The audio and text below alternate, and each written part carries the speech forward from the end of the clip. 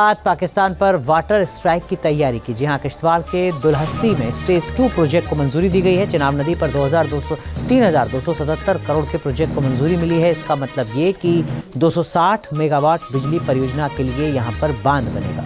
सिंधु जल संधि के स्थगित होने के बाद से इस परियोजना में तेजी आई है।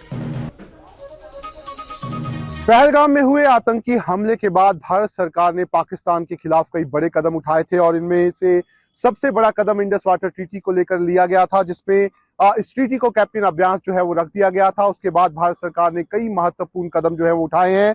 उसमें सबसे बड़ा कदम रामबन में जो सावरकोट प्रोजेक्ट था उसको पहले ही हरी झंडी जो है वो मिल गई थी और अब जो किश्तवाड़ का दुलहस्ती स्टेज 2 का प्रोजेक्ट है उसको भी अब एक तरह से जो इन्वायरमेंट मिनिस्ट्री है उसकी एक्सपर्ट कमेटी ने यहाँ पर क्लियर कर दिया है।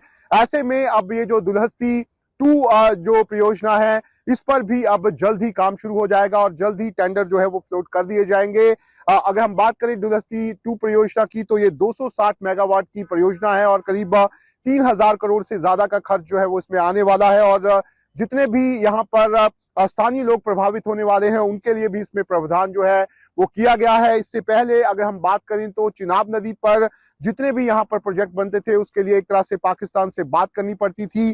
पाकिस्तान हमेशा ही अलग अलग तरह की अड़चने जो है इसमें डालता था, लेकिन अब इंडस वाटर ट्रीटी जो है वो एक तरह से कैप्टन अभ्यास है और पाकिस्तान से किसी तरह की कोई बात जो है वो नहीं की जा रही है।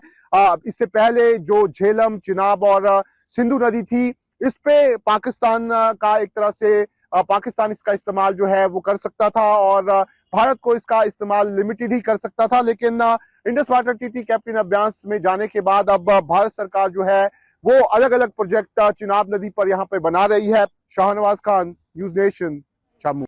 Download are